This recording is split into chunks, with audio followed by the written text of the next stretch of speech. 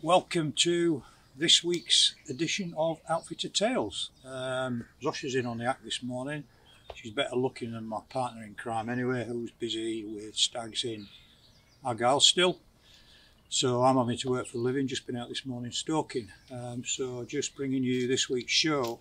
Great show this week. We've got Angelo. Angelo, a long-standing guest of ours, fascinating man. Great background, great history, and been brought up as a young kid kind of watching avidly safari films and anything about Africa. Quite special to me, so I'll say no more because this is very much self-explanatory, but a real privilege to sit down with this guy who I'm privileged to call a friend these days. I hope you enjoy this one, should be good.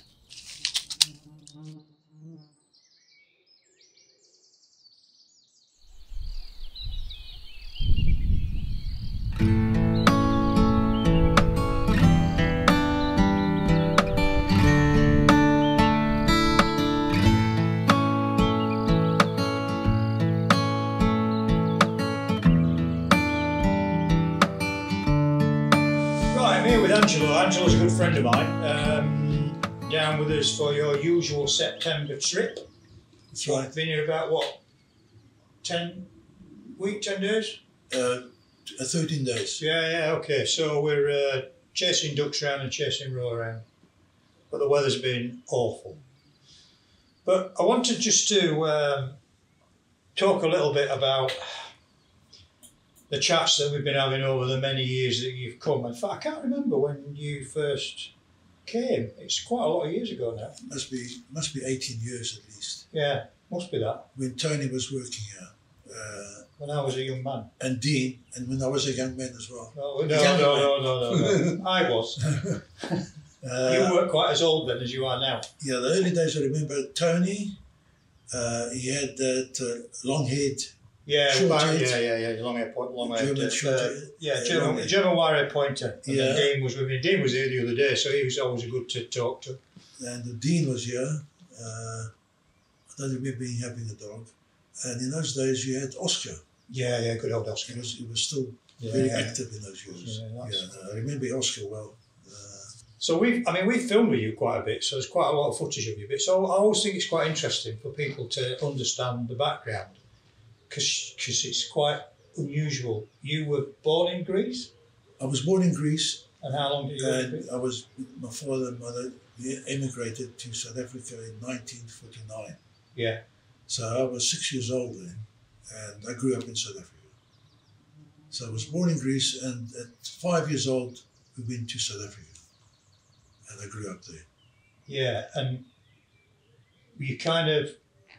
Photography, was that the first thing you kind of got into after kind of... Well, I done the art training, 4-year art school training, and I qualified in the went as an art director in ad companies. Oh, yeah. Not a photographer. But doing the ads I was doing then, I was doing my own photography and for the advertisements. And then one day my boss came up and said, "Don't you want to become a photographer?" I wasn't very keen because I studied being drawing and being an art director. Yeah. I said, "I'll think about it." She said, "I'll tell you what, I'll double your salary." That was it. Didn't have to think about it anymore. I didn't think about it anymore. So I became a house photographer for it. So then, when did the hunting... I was all your life? I was bugged all my life from 20 years old. I loved it. I started off without a gun, just going into the wilds. No gun, of course, and just observing it and loving what I was seeing. And slowly, of course, became bird shooting with shotgun. And so what would that have been? Guinea fowl? That was guinea fowl. Yeah, with dog walk up shoots. In South Africa, I never had these driven shoots that they got here. So you had 2 or 3 hunters in a row, 2 or 3 pointers running in front, and you walked up. And with pheasants, francolin, partridge. Francolin is South African pheasant. Yeah. Brown. Yeah. Lovely bird, lovely eating. And you also work, because it's interesting, because I've got a German short-haired pointer, but you were working German short-haired pointers as well, I think, were you? Yes. Yeah. That was my first German short-haired, like Ayrshire. Yeah. Yes, unfortunately, she got shot by a fellow hunter. What happened there? We were two of us out, and the dog found, at that time, I didn't know what it was, but it was a hare. That's the trouble shooting ground animals in South Africa. Anyway, the dog was on a point, absolutely steady, firm, not moving. Next to me was this gentleman called Alec, elderly man. So I said to Alec, "Are you ready, Alec?" You know, to get ready, because somebody's going to come out. I thought maybe it was a francolin or a partridge. "Oh, yes, I'm ready. Next thing, a hare shoots out. The dog was still absolutely frozen. The hare shot out, running. The dog was still standing still, and he shoots it in the head. Bang. I was beside myself. What shot the dog? Shot the dog in the head.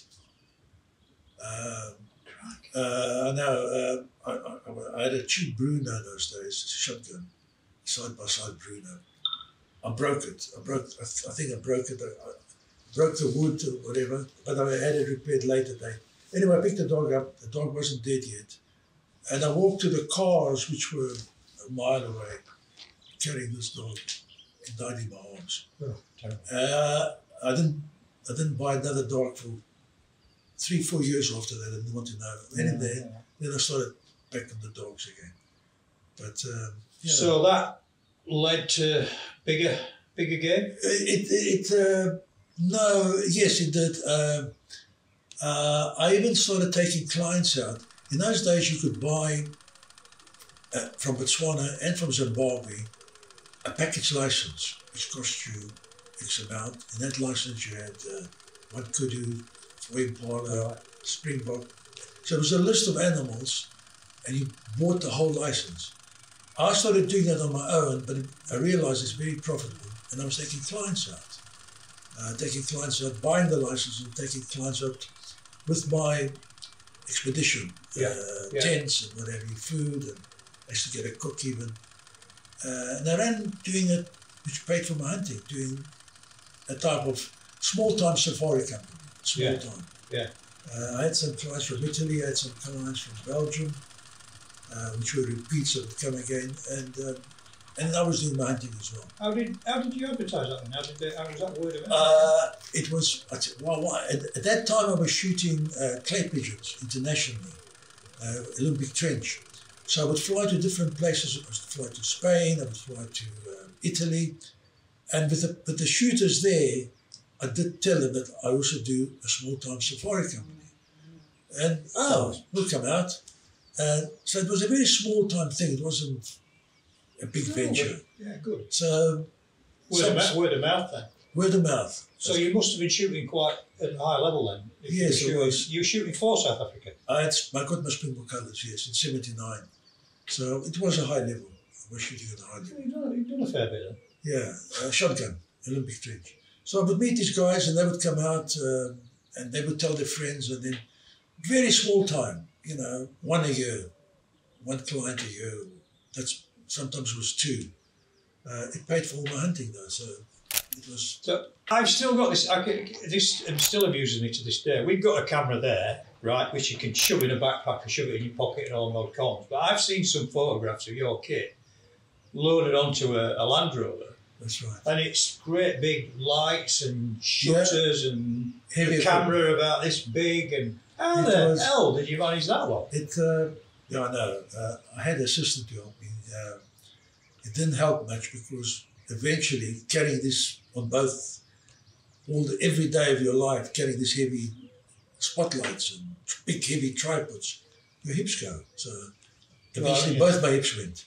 But I had an assistant who used to help me, and so every day we were carrying this. As for the cine side, I had a 16mm Bolex and a Super 8mm Bailu, this French camera. In those days there was no So it's all you used full. Yeah. And you'd give. So I was using those cameras, the Bolux and the Bewley, that's right, Super 8 Bewley. So disappearing into the bush was literally just that, wasn't it? There's no, you just tracks, you kind of trailblazing, you're not following a road or anything, you just kind of going. You bought your license from the department, which was a package license with so many, for Springbok, blah, blah, blah. You got a lion, you got 4 buffalo, you had all these different animals in one license. You had your staff with you. This was expeditions. It wasn't, after you left that little office, you were in no man's land. Yeah. Going into, right up to the Zambezi Valley or Zambezi, or you had your maps. You had a guide sometimes. They would give you a guide. So off you'd go. And then you'd camp on your own. You put your tents up, you do everything, which was very exciting. That was Botswana, and in those days, it wasn't Zimbabwe, it was Rhodesia. Yeah. It was Rhodesia. It was lovely. It was very exciting days. So roughly how long would you be out? I'll be a month. Now, on the Zimbabwe side, the way I paid my trip, we had, I think, 4 buffalo on the license, which was a tremendous amount of biltong. Yeah. So we would do big pits in the ground, big canvas sheet into the ground. So we've got a big hole with the canvas sheet clean, and we start cutting biltong.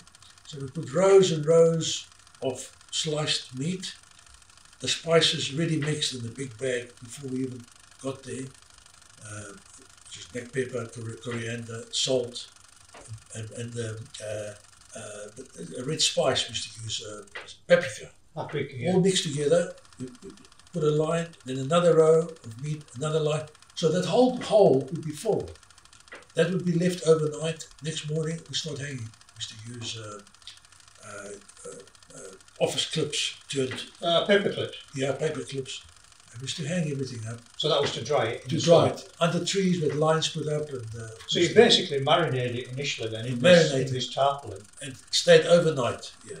Was there any particular cut you used for that then, off the animal? Was it the haunch or? We used to use the back legs and all the meat. We never used the front. The buffalo we did use was that big front leg. That's shoulder. Yeah. And so that's basically strips? It's strips. Yeah. There'd be a lot of strips. A lot of strips. That we had sacks. I had 2 dozen of the big sacks, like 80, I don't know what they call them. The big normal big sacks. We'd fill those up because it was dry now. And on the way out, we crossed the border from Zimbabwe into South Africa, which was Messina, the borderline. And there was a butcher there, and it happened after the first time. I went through there and I stopped at the butcher. I said, "Do you want to buy biltong?" He says, "Well, let me taste it." So I opened one of the bags. He loved it. He said, "Look, whatever you got, I'll buy." He used to weigh it up and pay me by the weight. And he knew me, so every year I had a buyer. I didn't have to look for one. No, he was there waiting. He was waiting. So coming out of Zimbabwe, I had 4, 5, 6 sacks. I'm talking about big sacks of biltong. Yeah. I'd pay for my trip, so I would sell it. Because I was a youngster still, didn't have a lot of money. And that helped me. I paid for the license. And I would do that every year. So I want to ask you then, for somebody that's been there, I mean, I've got my own views on this trophy hunting ban, but for somebody that's been there and involved in it, I mean, what's your take on, I mean, all these celebrities over here now and various people jumping on this bandwagon saying, we need to stop this trophy imports into the UK and all over the world, which to my mind is an absolute, it's ridiculous, because the reason those animals in a lot of places now in South Africa survive is because there's income gained from hunting them. Just to say, right, we're going to stop hunting and then we're going to do all these photographic safaris doesn't generate anything like the income. So the local people are not getting any income from hunting. So it's going to be disastrous if this goes through and you don't get the visiting hunters go to Africa. The problem is that people are not being presented with the actual facts, and they don't understand that the whole conservation, hunting, money and income for the local population is actually derived from those animals. And if you take all that away, your poaching's going to start again. Because if you're starving, you're going to eat what's available to you, which is going to be the animals. So Exactly. if the local people have got income from hunting, tracking, skinning, working in the lodges, I just see it all ending badly. Well, it's starting to work like that, I suppose. You know, in Kenya now, it used to be the paradise for hunters.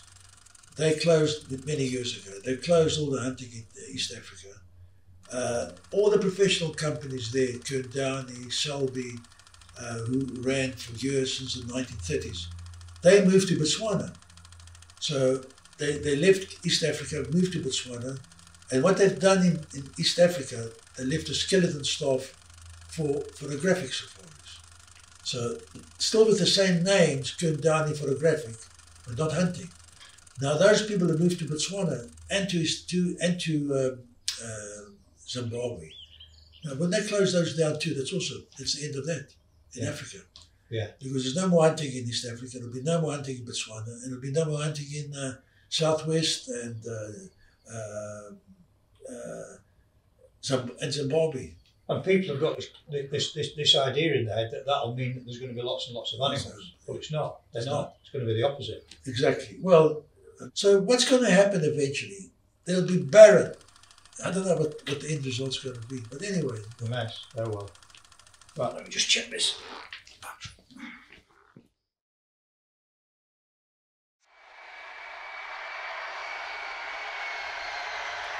Right, but just move on now to another fascinating part of your life, which is coming over to the UK.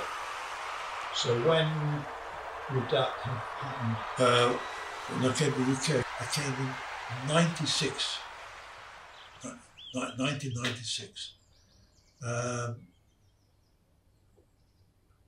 I came to the UK. I'd done everything in South Africa. I had the system out of me from hunting, and I said, no, come and do photography, which. Did you have contacts in? I had, yes. Through the photography. I had an art director working for Sashi & Saatchi, a very big advertising company. I think they're still going, actually. It's still going, yeah. Big, a very good friend who married a South African girl, who I was the best man. Anyway, he said, have a go, come to the UK. I packed up everything, I sold my studio in South Africa, I sold everything, and I moved to the UK. I didn't buy a studio here, I was renting studios in the beginning. Was that in London? Down in London, yeah. I moved down to London. And that's what I've done most of my time in England. So the connection with Purdy's and... Oh, that's much later. What happened was I had a very good portfolio. So I took my portfolio to Purdy's, and at that time, the man was Nigel Beaumont. He was the chairman of Purdy's. So I said, look, this is my portfolio. It's some nice photography of guns in there. And he says, I like your work. I might give you some work. We do quite a lot of photography. It was very nice. I mean, I owe him a lot, this Mr. Beaumont. They started giving work. I was doing quite a lot of photography for Purdy's. Then I started doing photography for Holland and Holland. And some other gun companies, Roberts, I done work for Roberts. So what I was doing wasn't my forte. I became advertising gun photographer, brochures, mainly for fairly good guns. I've got selling to good say. guns, the best, Best in the world. The best in the world. Holland, Purdy's.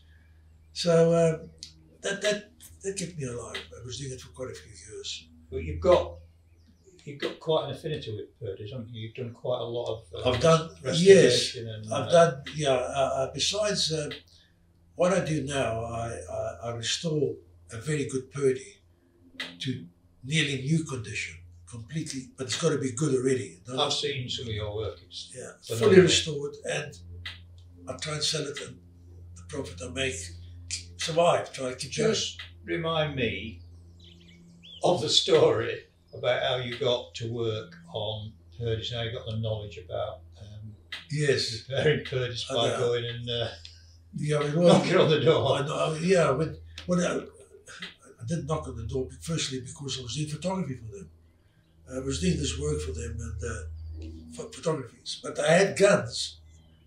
I had not good guns. I had shotguns. I had 1 or 2 rifles, and I was restoring these guns myself, doing the wood, doing the chicory. So one day I thought maybe I'd get extra work from Purdy. So I took the wood, just took the wood off, stock, yeah. And the stocks, and I took it to Nigel, and I said, Nigel, can you do anything on second-hand guns? If I can, this is my work, doing chicory and oil finish. He looked at them, shook his head. He says, no, this is nowhere near what we do. Sorry, I just want. No, he says, no, it's okay. I can see you got some talent in this. I'll tell you what I'll do. Why don't you come and work for us with no salary? Got to buy yourself a white overall. Come here, start at 7:30. Lunch, tea and lunch is 1 to 2 and blah, blah, blah. I said, yeah, when can you start? I said, tomorrow. Good. So I went and got this overall. I went there. So you're working for nothing, and you got to buy your own overall. Exactly. So you weren't the auction over it. Anyway, he saw maybe in me something that I could do, besides doing the photography. But so he says, I'm going to put you with the head of the workshop. His name is Kevin Murphy. Until today, we are top friends, very, very close friends. So I'll put you next to him, and he's going to teach you the finer things in gun making. Well, then this was an experience of a lifetime. I mean, the stuff I learned, and he was right next to me. No, you do this, you do that. No, you don't do this, you must do this. Try this, experiment on this, I'll leave you. I worked my butt out because I was keen. It wasn't work for me. It was a pleasure. And eventually he even said, he says, we've had lots of apprentices in this place. You are the best apprentice we've ever had and never will have from. I said, no, because I like what I'm doing. So anyway, that went on, and I learned a lot. I left the Purdy's then and started buying cheap Purdy's, doing them up and selling them. I got then better Purdy's, doing them up and selling them, which I still do today. So I buy a good Purdy, I do it to new condition, the case, everything. I mean, they are works of art. I mean, yeah, beautiful. And I put it on Gun Trader and try and sell it. It doesn't sell easy, but it does sell. And that keeps me alive. Yeah. Did a bit for Hardy rods. Oh, that's another. Oh my God, that's another. Yeah, I did. I like fishing. I was very keen on fishing.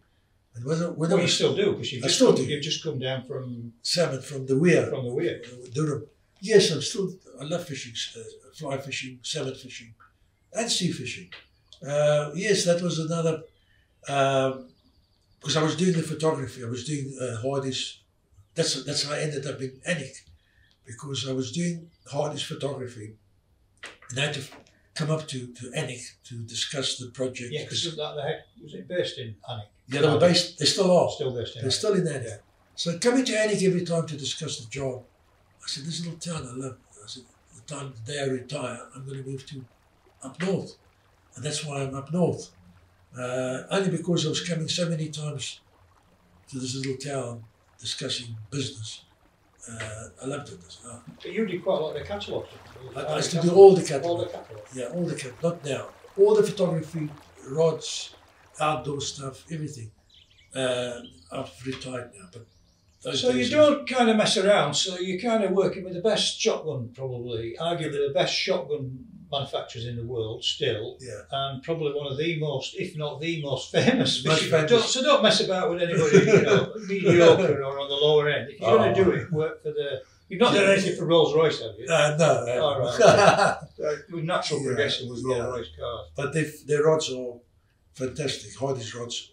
They're fly rods. They're not sea rods. No, they're very well known. Anybody that knows anything about fishing or is a bit older knows the trout and salmon. Yeah, fantastic. Yeah, brilliant. No, it's been a good journey. No regrets. 83 now. No, not one next month. next month, 83. Oh, next couple of weeks. Anyway, well, it's next month before long. Yeah, good. Well, we're still hunting. Still hunting. Still hunting. We have to go a bit slower now and a bit careful over barbed wire fences. Got to use a stick. Other than that, you can still shoot well, which you do. Yeah, it's been a learning curve. Well, I think you shot your first fallow with me. That's your right. First red with me. The first red. First roebuck with me. Exactly. First munchak. Yeah. Yeah, it's the first time I had never shot English game. I'm going to try and find this clip to put on here because I remember the time we were down in Hertfordshire and the first time you'd seen fallow, I think. We shot one. Oh yes, and then remember we walked up to it. Yes, we walked up. And you said, "Oh, that's a muntjac then." Yeah, that's right. Yeah, that's right. I was joking. I don't believe that. Yeah, I was just joking. They said it sounds like baboons. Yeah. Yeah, the muntjac when they were barking. Remember that? They were barking. I was joking. In the wood. Yeah. I was joking. Yeah. It sounded just like baboons. They do actually sound like baboons. They do. That one did. Yeah, in Africa. That kind of bark was echoing through the wood, just like a. It reminded me of back home. Anyway,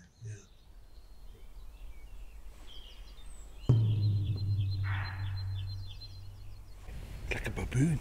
Yeah, it is. They call them the barking deer.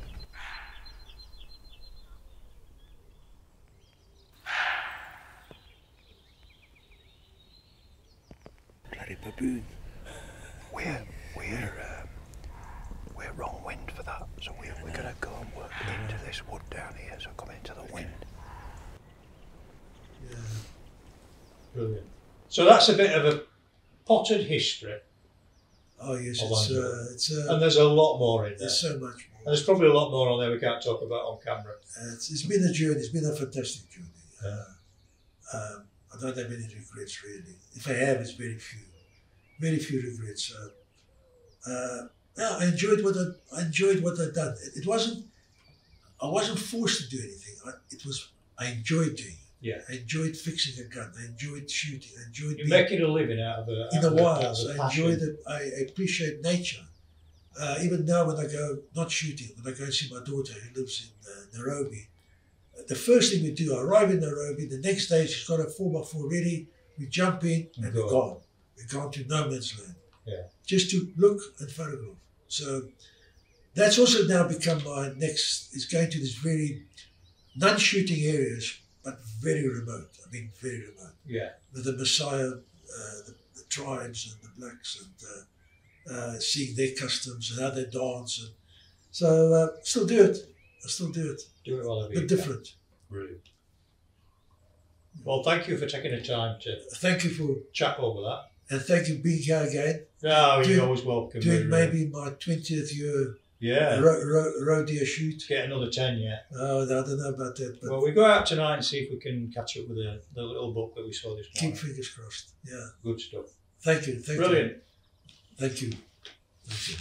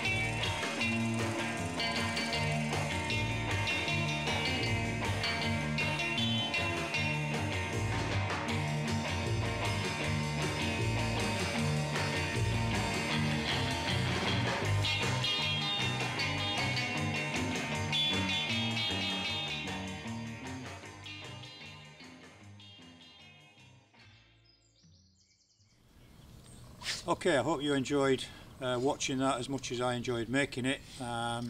Great character. So, the announcement, the prize winner. This was done by a selection from all of the from all of the entries into the competition, and if my dog will let me do it, the winner is Jack McDonald. So congratulations, Jack. We'll be in touch with you. Thanks for following the show, and you've got something out of it. Username is PJ McDonald, so we will be in touch over the coming days to organise getting those boots to you. And I mean, I've actually got Brandecosse on at the moment, so I hope you enjoy them. Thanks very much for watching. Don't forget to tune in next week, because we'll be bringing you a short. I'm going to give you a little bit of an update on the James Penny knife, which I've been doing a long-term test on, and various other bits and pieces. It will be me again, because Rab's still on his holidays. So this week it's good night from me, and it's good night from him from Argyle. And watch this space. We will see you next week. Thanks for watching. Keep subscribing.